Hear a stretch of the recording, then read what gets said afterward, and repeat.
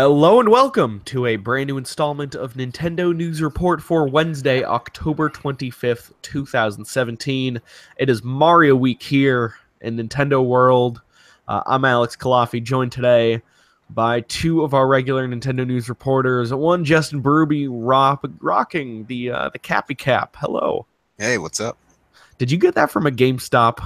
I did when I went to pick up my Pokemon Sylvaney cards, but they didn't have any, so I just got a hat instead. They got Wait, did they run out or no, did they just never got them in at this location. Because I didn't have trouble getting Marshadow well after, but I guess they didn't receive them yet or at all. Yeah, this Oh, store did not receive them yet, so yeah. I'll try again. How much was Cappy? Like $20? $20. $20. That's not bad. I keep looking at it, but then I say to myself, like, Alex, you do not need a hat with googly eyes on it. You need it. You need it, Alex. No, you Everybody, need it. everybody listening, email the show, tweet at Alex, tell him to get the hat. We don't have an email. Whatever, anything. Review us on iTunes, and we will read your review that tells me to get a hat on the show. Anyways, also joined by Donald Terrio. You ever see that story you just wanted to believe was true, but then it turns out no, they got it working? Well, that was me like 2 minutes ago. Oh boy. What are you referring to today, Donald? To a certain something that we thought was broken, but turns out you just have to repair it. Oh, look at you going into our second story of the evening already. We'll get to that one later. Right. The first story I want to talk about, of course, because we got a big show tonight, is in reference to the Nintendo Direct last night, the Animal Crossing one that happened 11 o'clock at night Eastern, 12 a.m. Donald's time. It's Animal Crossing Pocket Camp. I'm sure everyone watching this either doesn't care about Animal Crossing or already saw it or already knows the details or is already playing it because it went up on the Australian Android and iOS stores, but they kind of made like a real Animal Crossing game for mobile phones, it sounds like. Yeah, except it takes a lot longer to do most things, and if you want to speed up the process, well, Tom Nook will come calling. Well, that's not necessarily true because it takes 3 hours for fruit to replenish, and in-game it takes a day.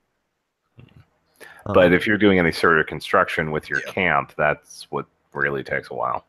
That's true. It was like 4 to 5 hours was the example that people were giving.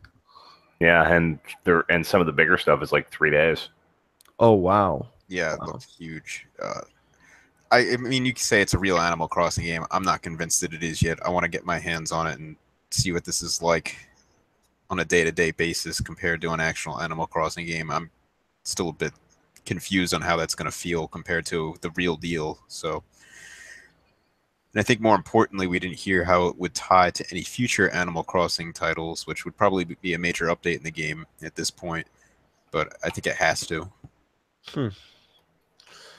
Justin, you're kind of in the same camp I am because I remember we did a podcast on the New Leaf a long time ago.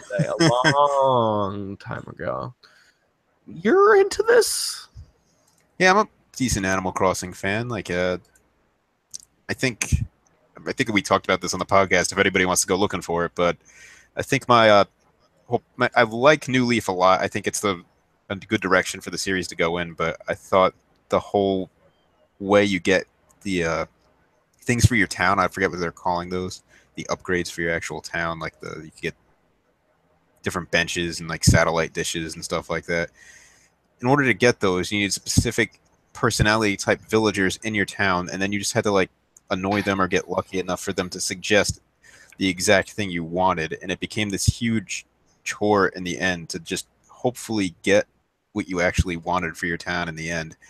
So in that game, it just became this huge runaround that ultimately just made me not want to play anymore because it got too frustrating in the end game. Well, this does seem like it's very heavily inspired by New Leaf in that it's got the island thing going on. It has it has the same vibe is Animal Crossing. I feel the camp aesthetic has sort of been brought to the foreground, and that you're decorating two things this time. You're decorating the campground, which is what all the villagers use, and it seems like it's their sort of take on designing a town, and that it's a closed space. You can put in public pools, you can put in like half pipes and other seasonal items, but it seems like you're also going to have a camper that is just going to be yours, right? Yeah, that kind of looks like your house from what I got. So it looks like you can decorate it and expand the inside of it, which doesn't make sense, but it's fun for a game. Right. So it's like, oh, I walk in and now I live in a mansion. and there's going to be the three penguins that they're going to be the ones who you're paying this time, or they're the ones expanding it. It seems like they have a hand in this. I don't know.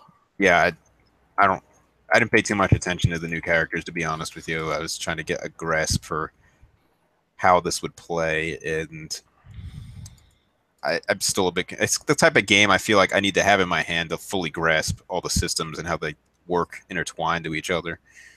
But it looks like kind of like another mobile game, other mobile games where you have to collect different types of currency and exchange them for the things you do want, and it could probably get out of hand. Right. Jesse points out, I did not expect the Animal Crossing game to be this fully featured. I think that was the same impression from a lot of us. And that you still totally Nooks, the Able sisters, the pretty much all the characters come back and they're still doing the same things they were doing in the last Animal Crossing game.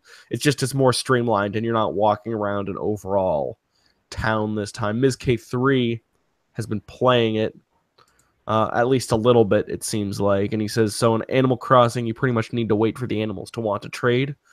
In this Animal Crossing, the animals always want to trade. So it seems like some of the subtleties and villager personalities are probably pushed aside in favor of a brisker pace. Or at least that's the vibe I'm getting. Matthew says, hey, Just D, nice hat. Did you ever figure out what those ribbons or whatever that came with it were?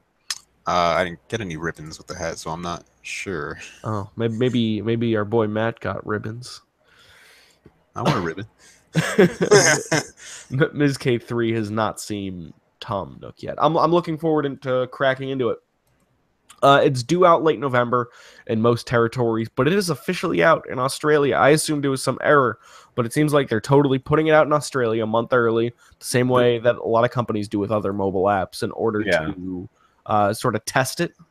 Yeah, the mobile Australia is it's a big enough market that you can get some meaningful data out of it, but it's not a big enough market that you'd risk crashing the app or whatever. And for whatever reason, Australia gets a lot of Nintendo stuff early as well. Like they got the new 3DS, they got the new 2DS like a month before the rest of the world did, and they got the new 3DS about the same time as Japan, where the rest of us had to wait like 5 months. It's the edge of the time zones, right? Yeah. Good for them though, because they used to get everything last. And they still pay more for everything too. Yeah. I wonder, did they ever get GameCube Animal Crossing? I can tell you that. I don't, off the top of my head, I don't remember, Animal but I think Crossing. No. Let me see. I was really hoping for Katsuya Gucci's Battlegrounds, which is not what this game turned out to be. Yeah, maybe that'll be the Switch game, because if this game is as full featured as you all are making it out to be, then what do they do with the Switch Animal Crossing aside from another board game? I mean, yeah, maybe you build up the city. Maybe it's all about living in the city completely.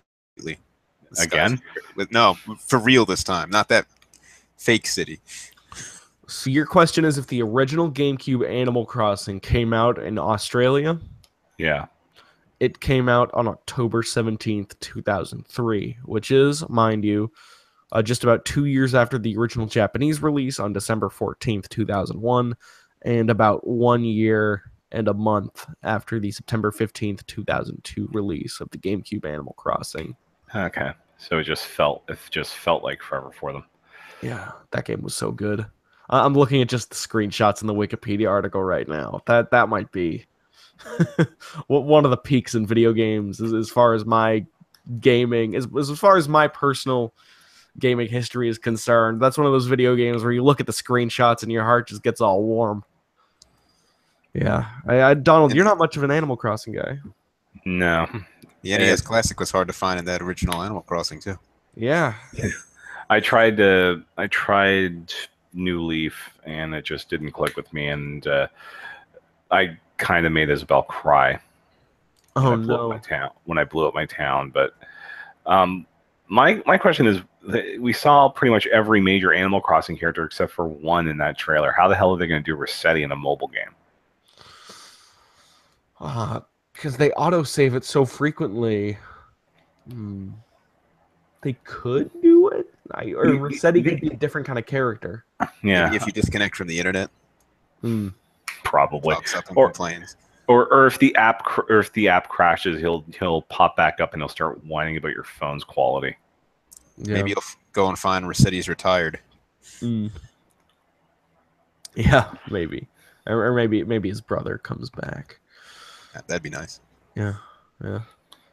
Oh, Animal Crossing, so good. I hope they do a Switch one.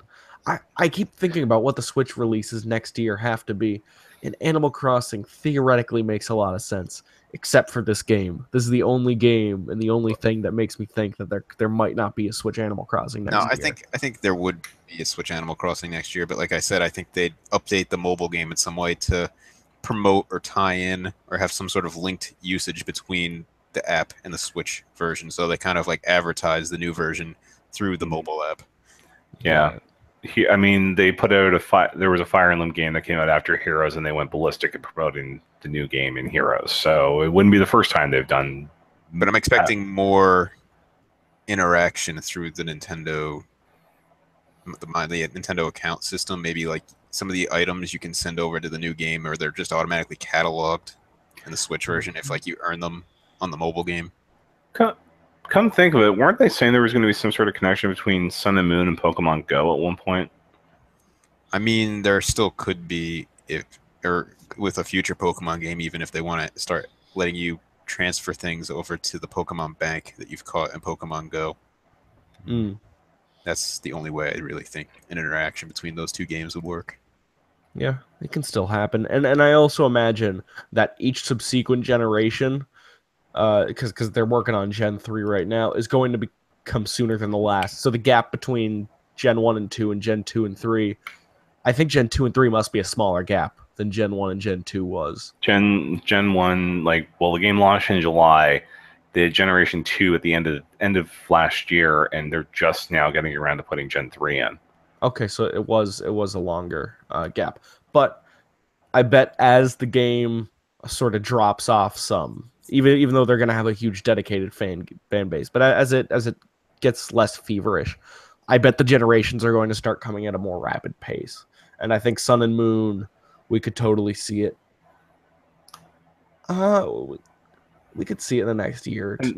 I think by the time they get to that point, the Switch Pokemon game is going to be out. That's true, and that might be Gen 8, or it might not be. It could be a remake of something, or it could be an alternative sort of game. I don't think they're going to start a generation or to start on a new system with a remake. I think we're going to see Gen 8 probably 2019.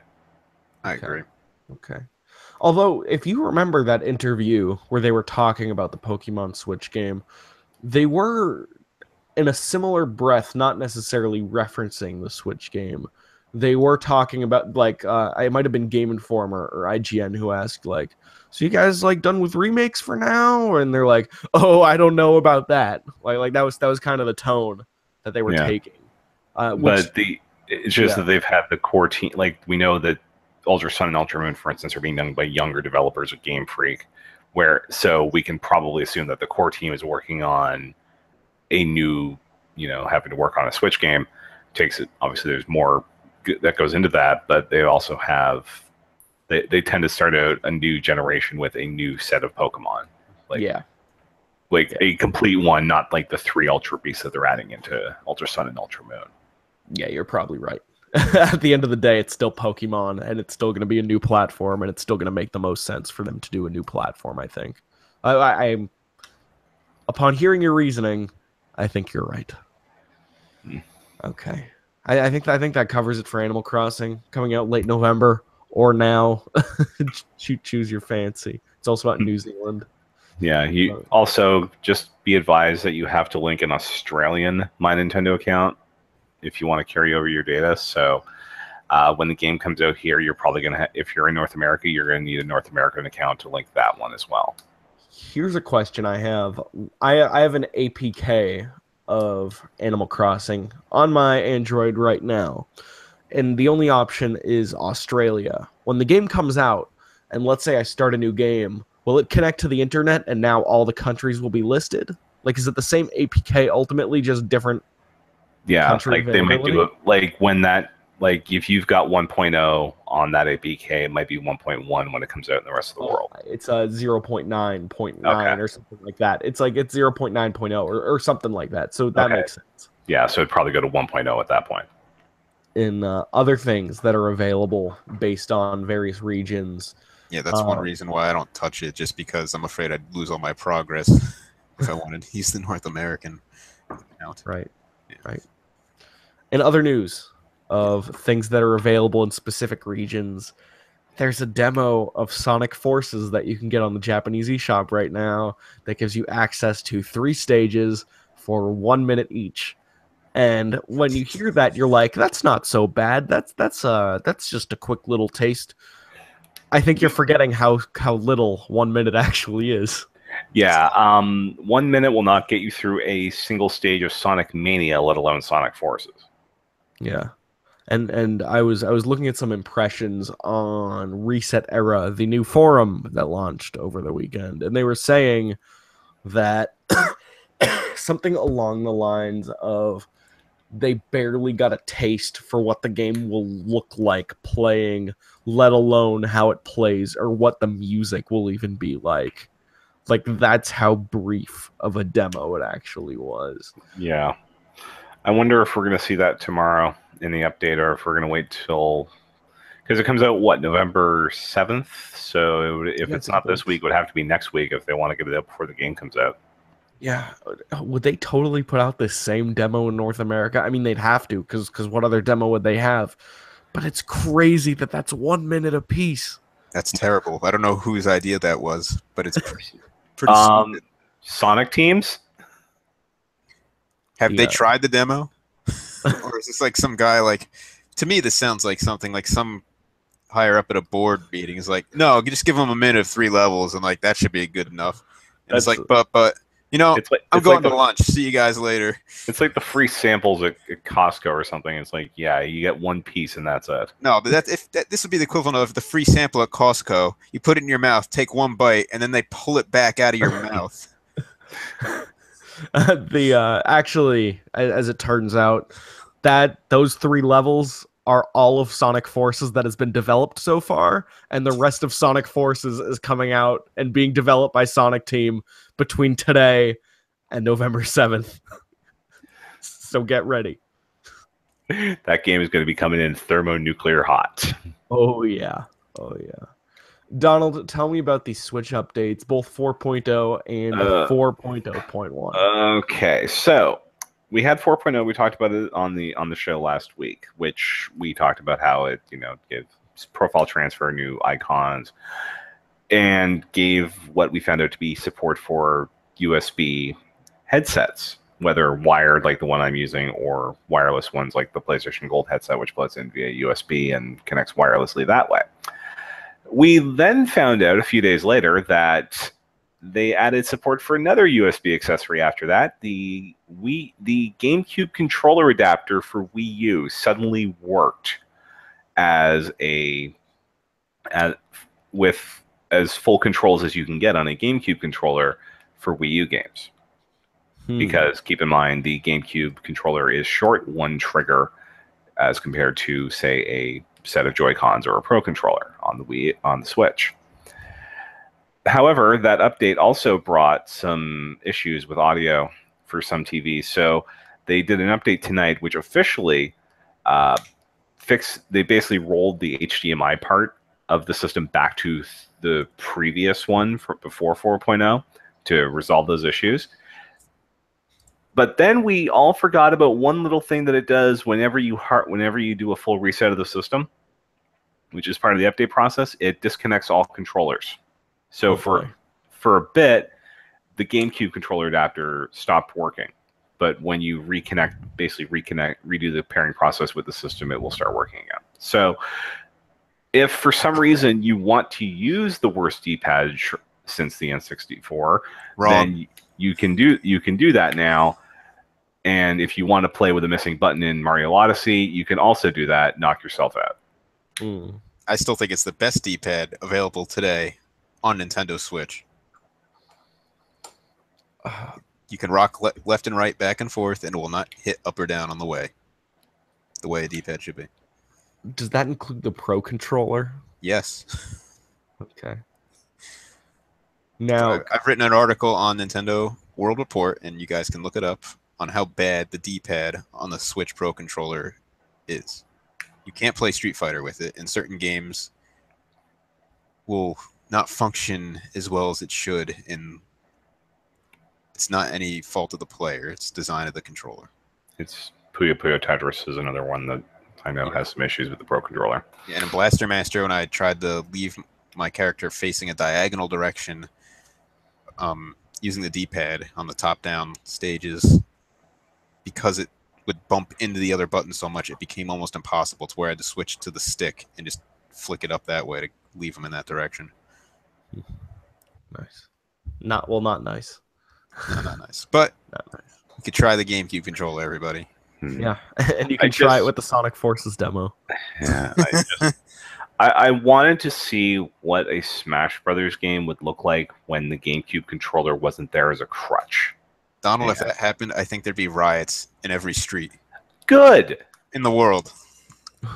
People would have their GameCube controllers on fire, swinging it around, and unless you have a nothing of value was lost. No, Smash and the GameCube controller go together. It's the way it's got to be. I can't even imagine playing Smash without the GameCube controller at this point. Dale. Maybe I'm the wrong person to say this because I played Smash Brothers Brawl with a Wiimote and nunchuck. Yeah, Donald, I'm sorry. And I played Smash Brothers for Wii U with a 3DS. Dale has a very good question. He asks, what about the Pokken wired controller? I've tried the Pokken controller's D-pad, and I still think it has the same problems as the Switch Pro controller, where when you rock left and right or up and down, it'll hit the other buttons on the way, even if you don't mean to. Because like they're softer D-pads, and like they didn't raise it up enough, or it's too sensitive when it's like rocking. I don't know, but it's not as good as some of Nintendo's older D-pads. And they added support for that, I think, in like July, in preparation for Pokken DX. Yeah. So that controller technically works and works pretty well for Pokken. So it's probably how I do 2-player for that game if I have the chance to. Yeah, it's probably fine for that game. So, question is, does this mean that GameCube Virtual Console is coming? Does this mean that Smash Bros is coming? Does this mean that both are coming? Or does this mean that the architecture of the Switch was built in such a way that all of this just played out through testing and experimentation and got included to an update and happenstance? I think that we are going to see a Smash Brothers game on Switch. I think that's inevitable. GameCube Virtual Console has been heavily rumored for this system for about 2 years now. So I think those were going to happen. I think it worked out that whatever infrastructure changes they made to the system to enable it for headsets in 4.0 also brought this controller, like this adapter support online. I do have a question about this support, and maybe Donald has the answer. Does it only recognize one GameCube controller, or will it recognize 4 when it's in that slot? It'll recognize 4. And if you plug in 2 GameCube controllers adapters, will it recognize up to 8? Unless you're doing a port, I don't think the Switch has enough native USB ports to even pull that off. Because I think there's one on the dock. 3, right? Yeah, so you'd need to plug in some sort of dock. I think at that point I think there's still a limit of 7 controllers connected at once, just because under what would be normal circumstances, the Switch controller is connected by a Bluetooth, which has a 7 device limit. Okay. All right. Tell me about this Super NES themed new 3DS for North America that was vaguely shadow dropped. Yeah, just popped up for pre-order on Monday morning on Amazon, who do have an exclusive on it. They confirmed that themselves, actually. And it's a new 3DS that looks like for North America, that looks like the Super Nintendo. The only thing we don't know is if it'll yellow realistically. But other Not than all of that, them did. but I hope I it know does. mine did. That's Mine survived. I don't know how, but it has. But yeah, I think this 3DS looks really cool. I know some of the other countries got theirs for their region. the more Super Famicom styled. Yeah. And yeah, that'll be out Cyber Monday is literally when they're planning to ship it. Okay. Speaking of Amazon, I have a question to ask you guys. I was looking through Twitter very quickly, and I saw that Wario64 shared this deal on Amazon that says that Dragon Quest VIII on 3DS is $24.97 new, shipped and sold by Amazon. Is that something I need to buy right now? I don't think you're going to get a better deal than that for a while, unless the only way I can see that is if you get it digitally if Nintendo does a really big Black Friday sale or something, and they put it on because that's about I think that's 30% or like 40% almost for the deal. So I would probably get that just because, as Zach Miller pointed out, it's the best version of that game. Did you play it, Donald? I played a little bit of it, but it's just that I got that right around the time I was still knee deep in Persona 5. So I needed a break from long RPGs after that, and it is on the list of things that I need to play before the end of the year, along with Breath of the Wild. Look what you're making me do, putting in my credit card. I have Mario coming in 2 days. I bought PUBG in the last week, and now I'm getting Dragon Quest VIII. Jeez Louise. All right, let's see, $26.53. I'm gonna do 2-day shipping. Let me guess, Prime. Oh yeah, absolutely. Except I'm doing the $10 a month Prime because I want the low commitment. Any other games you guys listening want to hear us purchase during the? Ooh, I can pick it up from an Amazon locker that's right at my Whole Foods. Amazon at Boston, Commonwealth Ave. There's a few games I should be buying, but my Odyssey shipped today. I hope my Odyssey shipped. Where'd you buy it from? Walmart, actually, because they had it for $50 Canadian for the pre-order. They also have that deal that's something along the lines of $50 for the Japanese digital code, but when you get it, it'll totally have the English option. Yeah, it's Mario Odyssey is a one version game, so it will have full English support, and that will be up. There is a way to get it. I think Amazon Japan is offering the codes for the equivalent of $51 US. It'll be about $60. It'll be standard price tomorrow morning at 11 o'clock Eastern time when the eShop updates in Japan. That's not so bad at all. All right, let's see. Oh, I gotta re-enter my card number. I can do this after the show, assuming it's still there. Assuming it's not sold out, but I have a feeling it won't be. That's a great looking Super NES, new 3DS. Yeah, it looks pretty cool, and I prefer the North American one. Maybe just because that's what I grew up with, but Nostalgia's a hell of a drug. How many 3DSs do you actually have? Let's see who has the most 3DSs. I do, I'm sure, but I can't give you a number right now. I had to go count. I have my old Monster Hunter 3DS that I couldn't trade in because I wore the serial number off, and my new 2DS, and that's it. That's all I need. That's all you have? That's all you've ever owned? I think I've gone through. Let's see. I had a burner new 3DS for a bit because the battery on that Monster Hunter one's also dying. Had a 2DS regular for a while, and a couple of XLs. So I think I've gone through about 7. Okay. But I've kept it down to 2 because that's all you need to trade Pokemon. 7 you might have me beat. It was I have the original blue launch 3DS. I have blue and red, the red one I won at E3 2013 of XLs, and I have one new 3DS XL. So that's 4. So that's Yeah. that's reasonable fun. I had a lost system as well in like 2012, so that didn't help matters. Donald, tell us about the NPDs for Yeah, this month. so Finally, yeah, for whatever reason there was a delay just before they would have come out for last week's show. But yeah, the Nintendo had put out some of their numbers early, and that what that translated into was a sorry, Mario and Rabbids Kingdom Battle, which granted was out for like all but 2 days of the NPD reporting period, was the 5th best-selling game combined in terms of money made for the month. Which, when you consider what was ahead of it, which is basically NBA, FIFA, Destiny 2, and Madden, that's some pretty high praise for a game that was just on one system. Mario Kart and Zelda still putting in work on the Switch, which was the best-selling current gen system of the month. The SNES Classic sold more than the Switch, which makes sense because it was $80. And a little bit lower down the charts, Metroid did all right. It obviously didn't fare as well on that combined chart just because it's revenue based. So $40 game is never going to do well on that.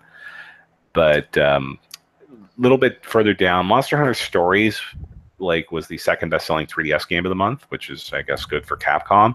But Yokai Watch 2 did not chart at all.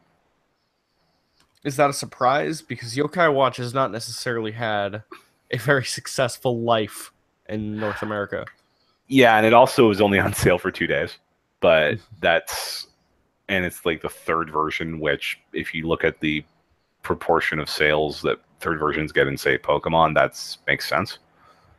But it's like if Yokai Watch is not killing it in Europe, which I don't think it is, then I think the odds of 3 ever getting localized are getting remoter by the day.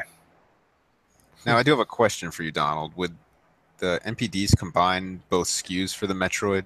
Because it did come out with the special edition and standard edition.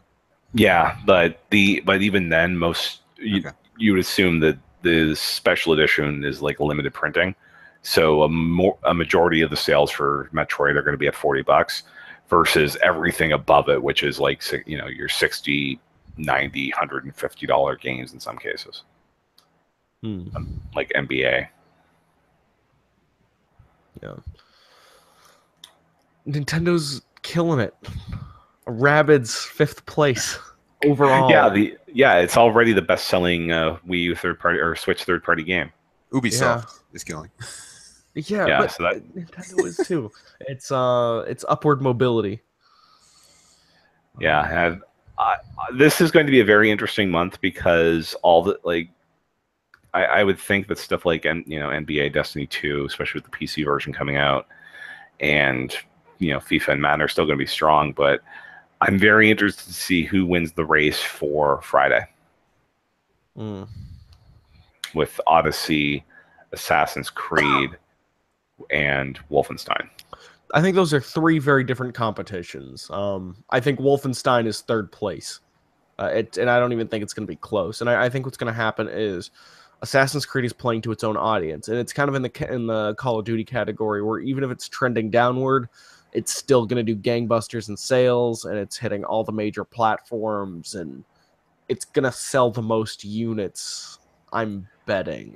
It'll probably beat Odyssey in the overall. The overall in the chart that NPD gives us every month, which is that revenue based one. But I would not be surprised if Odyssey outsells both versions, the console versions of Assassin's Creed Origins individually. Just not if you combined, they'll pass Odyssey. But I think there's enough user base splitting there that Mario Odyssey could be the best-selling individual game of October. Right. I agree with that. I agree. I think Wolfenstein is... See, here's the thing. Wolfenstein was a game where they came up with the idea and the story and all that stuff a few years ago, but it just so happens that Wolfenstein is coming out at a time where they can very well market the themes of that game to a certain audience of people very well, which they're doing over social media very effectively, it seems like. And I bet that's going to give it better sales than it would have had otherwise. I still don't think it's going to touch Odyssey or Assassin's Creed. I think if it does, as long as I think Bethesda will be happy as long as it does better than say Dishonored 2 did last year, and definitely better than it looks like Evil Within 2 is doing right now. Right. Dale asks, now will the other third parties come around looking for Nintendo crossovers after the Mario Rabbids success? I think at best you're looking at a Wii situation where we might get more third party games, but we won't necessarily be getting console ports on parity with the PS4 and Xbox. But they like everything we spilled about Mario and Rabbids marketing, it worked. I don't trust all of the third parties to pull that off with the same level of heart that Mario and Rabbids showed. I just think it ended up being a pretty good game overall, and that's really what it's a darn good game, and you can only pull the first time you see Mario with a gun card once. Yeah, you can only pull the first time you see Miyamoto with a gun card once. First time I saw Mario with a gun was either I'd have to check Yoshi's Safari or the Super Mario Brothers movie. Right. And we don't talk about the Super Mario Brothers movie, but yeah, there were some extenuating circumstances, and I don't think Yoshi's Safari was a turn-based strategy game. Yet. Yoshi's New Safari. Yoshi's Yoshi's New Safari returns.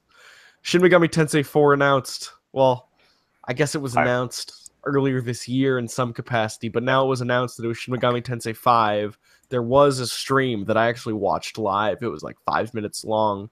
It's still Switch exclusive, and it seems like it's going to take a lot of inspiration from both Nocturne and Shin Megami Tensei 4. A lot of the sort of stuff that's been coming out after that trailer was like, yeah, we want people to get the console level experience from games like Nocturne on their TV, and then all the fusion-like aspects that people really enjoyed in 4, we want them to experience that on the off-TV play.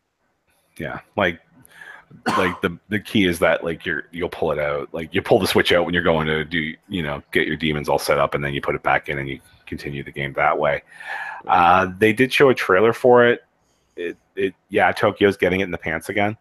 Mm-hmm. Shocking. I know a Shin Megami Tensei game that's going to abuse Tokyo, but they're talking about like a lot of modern themes. So I wonder if they're taking the right lessons from Persona 5, which had a very focused message for the youth of Japan in particular.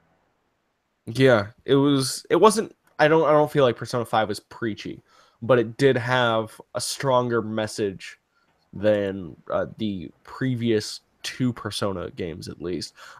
Because those are the ones I played. I still think Persona 4 is a stronger game than Persona 5, despite that. But I do think there are lessons that can be learned from SMT 5.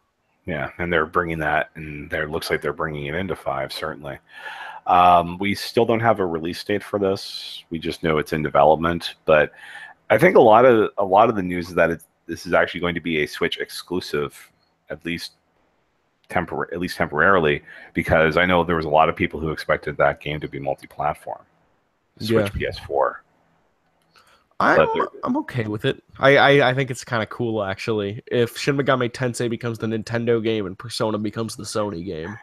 You wouldn't think that the more mature of the two, the one that definitely earns the M rating as opposed to the one that gets it just because Mara's in it is the one that's on the Nintendo platform, but there you go. I think Mara's going to be in both of them, no? Yeah, Mara's in 5, and that is like most of the reason why Persona 5 is M rated. So if anyone doesn't know, Mara is the penis-looking monster from the Shin Megami Tensei series. Um, I'm so excited. I would say Google it with safe search on, but I think if that happens, you get no results. I think you're right. I think that this is one of the coolest looking Switch games coming out. I think my number one most anticipated is Odyssey, so thank God that's coming out in a couple days. After that's got to be Pokemon, because you got the first console Pokemon game going on, and who's not excited for that? After that, it's this game. I want a new dark, grim, difficult Shin Megami Tensei game that has this weird, like, both hell and heaven are evil in their own ways, weird mythos that are like strange and disturbing, and is kind of like Shin Megami Tensei 4 but less fantastical. Oh, I want this bad. I want this real bad. I gotta play me some Nocturne. I think I got it on like stupid sale on PSN back when Atlas actually did those. So That game should totally be on PS4. I'm surprised it's not. It's not on PS4, I don't think, unless it is. no, the Atlas hasn't really done much of anything aside from I think Odin Sphere. I think, but even then they remade it for PS4 instead of doing a straight PS2 classic version of it. Right. I'm guessing you're hyped, Donald. I'm guessing you're pretty hyped. Yeah, it's just without knowing when it's coming, it's like I don't have much to go on. So it's like I think honestly my most hyped Switch games right now are Mario, Wolfenstein, and then Fire Emblem. Because at least we know that's Fire Emblem too. Yeah.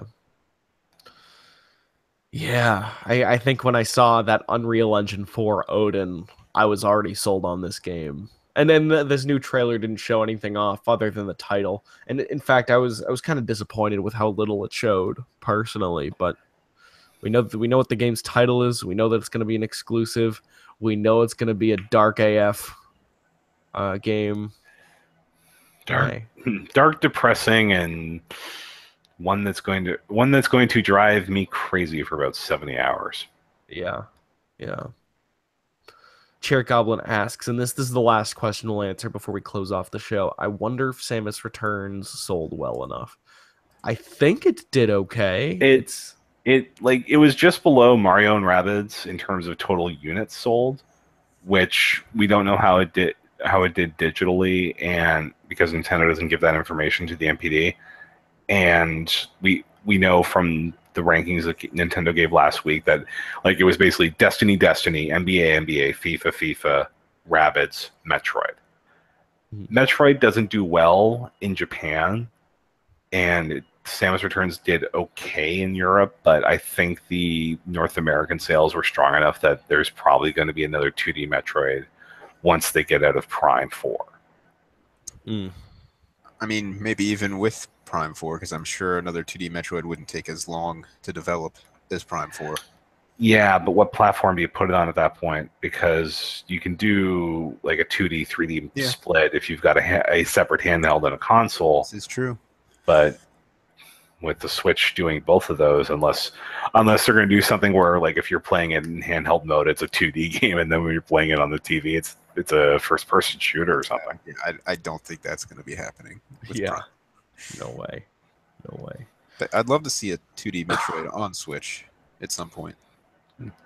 Well, I mean, if you apparently Axiom Verge is better than Samus Returns or Super Metroid, and it's on sale right now on Switch. So maybe take a shot. Is that what you think, or is that what the world thinks, or is that what you think? That is a Player One podcast reference. Okay. I forget you are one of the biggest fans of both Radio Free Nintendo and Player One podcast. Yes, Ethan. Me personally, I think Samus Returns is better than Axiom Verge, but Axiom Verge is all right. Okay. I like Samus Returns quite a bit. I think I do agree with the people who say that it could have used a little bit more in the personality and mood department, and that there may have been a slightly sterile feeling to it, but it was still quite a good game. Anyways, I think that's our show. I still need to read one very last iTunes review.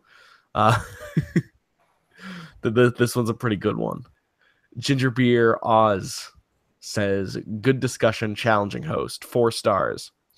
Generally a good discussion of the latest Nintendo news. It can get pretty challenging listening to the host being so arrogant, demeaning, and dismissive toward the other panelists. So let's talk about this one, because I see the reviews, what they're saying. We're like, I can talk over people a little too much, which I don't mean. I think part of that's due to the Google Hangouts sort of aspect of this, because it makes the conversational aspect a little more challenging. I agree with my power being overwhelming at times. You're the host. But do I demean or dismiss you? And it's okay if the answer is yes. I don't care that we're live. This is why I like talking about the reviews. Just those 2 words, are those appropriate? I don't think so. I think it might be my problem, because I know I'm willing to cede the floor maybe a little too much. What do you mean? Just if we're talking, I it's just something I'm used to from hosting No Free Time Radio, that I tend to step back and let the other people do the conversation, which works maybe better when I'm in a hosting role than when I'm the one lobbing the snark from the back of the room. Yeah. I can even see the arrogant part. I don't feel I'm an arrogant person, but I do understand why when I talk over people that it can come across that way. The demeaning and this dismissive part, I don't know. Feel free to review us on iTunes or Google Play, because our feed works there now. Tell me about what you think of my hosting abilities, what you think of any of our hosting abilities, and give us honest feedback, positive or negative. I'll read it on the show. I'll have a frank discussion about it. I don't care. Well, I do care. I don't care that we have it on the air, but I will talk about any of our feedback on the air. That is an Alex promise to anyone listening to the show right now. But that's our show. Thank you so much for listening. Enjoy Odyssey when it comes out in a couple days. Nintendo fan. Yes. Just a couple. We can do the Twitter plugs, but there's a couple things I need to plug before we go. Got it. Was that? Do you want to do your plugs first? Well, we're gonna be doing a lot of Odyssey streaming over the next few days. Like, we're probably gonna do most of the weekend. We'll probably have Odyssey. We'll have Odyssey content going up. And we know somebody who is probably who might be doing the Japanese thing, so we might start with that tomorrow. We'll also have the Odyssey review tomorrow. We have friends in low countries. That's all I'll say about that. And patreon.com/NWR. Neil, Zach, and I did a podcast last night, which ostensibly was about the best game of September, which turns into a Samus Returns spoiler cast. But we happened to record it in the Animal Crossing Pocket Camp Direct, aired in the middle of our recording. So there's some live Mystery Science Theater 3000 going on that show as well. Very nice. Very, very nice. So patreon.com/NWR. Support the site that supports our show. Donald Mick on Twitter, at King Nintendo Fan on Twitter. Also listen to No Free Time Radio at NFR Podcast on Twitter. I'm at Kulafia, CULAFIA. That is our show. Have a wonderful night. Bye. Bye-bye. Good night. I'll be your one-up girl.